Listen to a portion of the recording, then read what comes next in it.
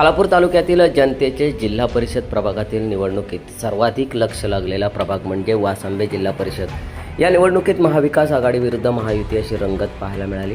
दरम्यान महाविकास आघाडीच्या वतीने जिल्हा परिषदेसाठी संदीप मुंडे, पंचायत समितीसाठी रोशन राऊत आणि निखिल डवले उमेदवारी लढवत होते, तर या विरोधात महायुतीच्या वतीने जिल्हा परिषदेसाठी नेहा पारंगे, पंचायत समितीसाठी अर्चना भोईर आणि कृष्णा पारंगे हे दंड थोपटून उभे होते।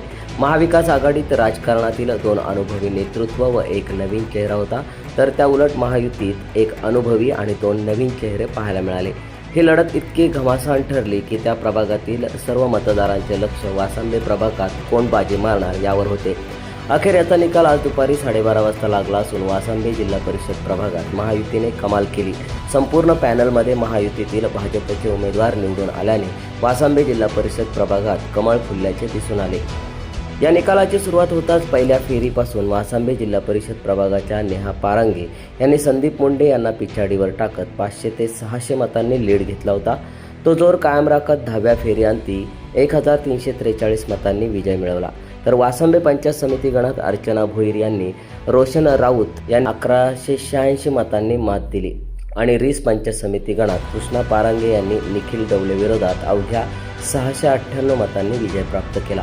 एकंदरीत वासंबे जिल्हा परिषद प्रभागात आणि त्या अंतर्गत असणाऱ्या रीस आणि वासंबे पंचायत समिती गणात महायुतीने बाजी मारली हे स्पष्ट झाले आहे।